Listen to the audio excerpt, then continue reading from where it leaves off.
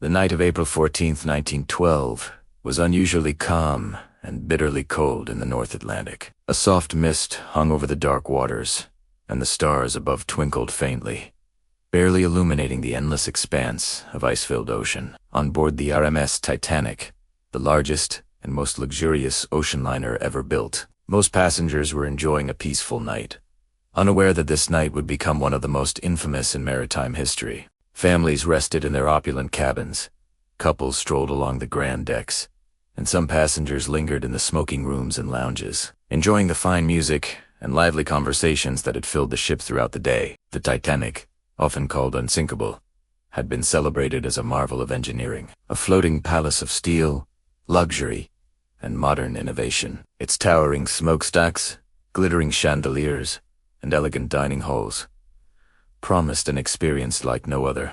Passengers, whether wealthy elites or hopeful immigrants seeking a new life in America, felt a sense of security aboard this grand vessel. As the clock neared midnight, the calm of the night was suddenly shattered. Far below the decks, deep within the ship as the compartments, the Titanic struck an iceberg. The impact was tremendous, sending a shockwave through the ship's massive hull. At first, many passengers barely felt the collision. Some thought it was a minor jolt, a typical tremor of a ship navigating through icy waters. But below the surface, the damage was catastrophic. The iceberg had torn open several of Titanic's watertight compartments, and water began to flood in rapidly. Crew members quickly realized the gravity of the situation, but the scale of the disaster was not yet apparent to those on the decks above. Panic had not yet set in. The passengers' world was still one of luxury.com and obliviousness to the lurking danger. The ship's officers and crew, trained for emergencies yet unprepared for an event of this magnitude, immediately began assessing the damage. Messages were sent via Marconi wireless telegraph, calling for assistance in the dark, icy Atlantic. One of the ships that received these urgent distress signals was the RMS Carpathia, a passenger liner traveling miles away through the same dangerous waters. The Carpathia's radio operator, hearing the call for help, immediately alerted the captain. Without hesitation, Captain Arthur Ostron of the Carpathia altered his course and ordered the ship to make all speed toward the Titanic. The journey was perilous. The night waters were filled with drifting icebergs, and the freezing temperature made the Atlantic a lethal environment. Yet Rostron's determination and courage would become legendary, as he pushed his ship and crew to navigate through the treacherous waters at maximum speed, knowing that each passing minute could mean the difference between life and death for the Titanic's passengers. Meanwhile, aboard the Titanic, the situation grew increasingly dire.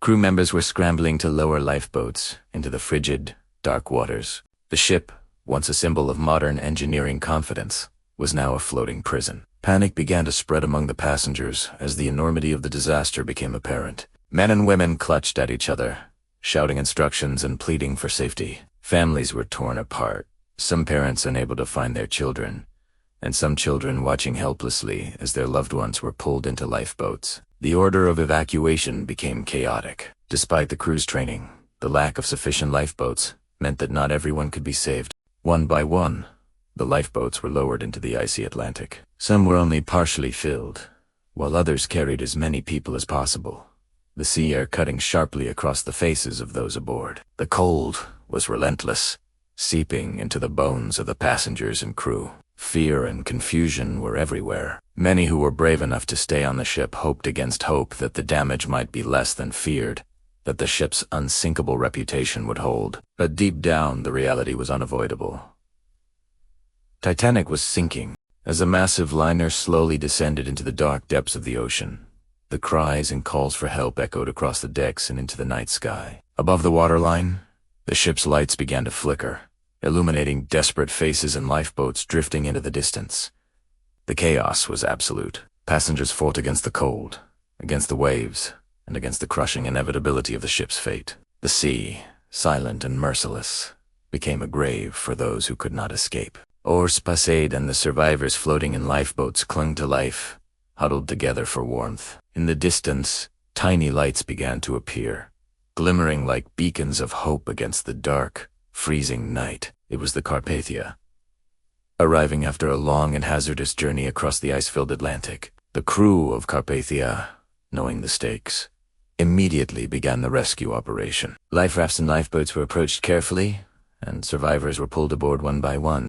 Blankets were handed out, hot drinks offered, and medical assistance provided to those shivering from hypothermia. Every face told a story of survival, of fear, and of the heartbreak that had unfolded on the Titanic. Hundreds of survivors were rescued that night, each one representing a life snatched from the clutches of the Atlantic. Families were reunited where possible, and the exhausted passengers finally found safety aboard Carpathia. The ship's crew worked tirelessly, showing remarkable courage and compassion.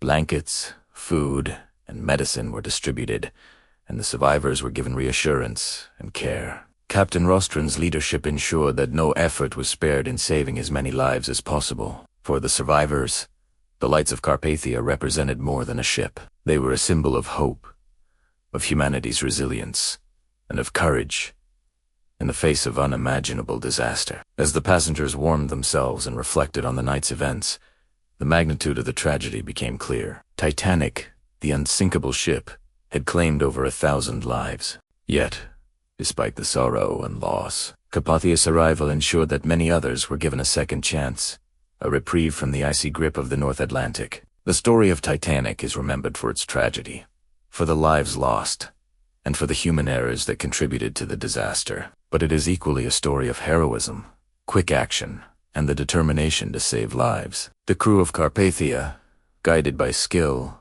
courage, and compassion, became the lifeline for those who had survived the unimaginable. Their actions that night demonstrated the profound impact of decisive leadership and selfless dedication, showing that even amid catastrophe, humanity can prevail. In the days that followed, Carpathia carried the survivors to safety, and news of the disaster spread across the world. Families, friends, and entire communities mourned the loss of loved ones. Newspapers chronicled the details, and the story of Titanic entered the collective memory of generations. Yet, the story of the rescue, of the bravery of Carpathia's crew, remained an enduring testament to the triumph of courage over despair. More than a century later, the night of April 14, 1912, continues to captivate imaginations, not only because of the tragedy but because of the acts of heroism that unfolded in the freezing waters of the North Atlantic. The Titanic disaster, though heartbreaking, reminds us of the fragility of human life and the strength of human spirit. Carpathia's rescue mission is remembered as one of the most remarkable acts of maritime bravery in history, a shining example of humanity's capacity for compassion and courage even in the darkest of nights.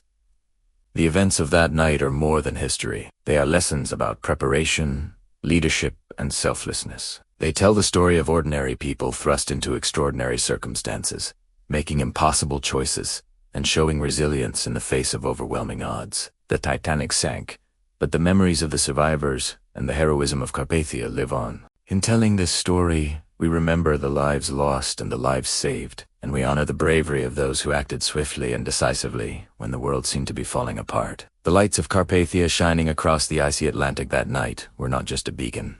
They were a symbol of hope, courage, and humanity itself, reminding us that even in tragedy, the human spirit can endure and shine bright.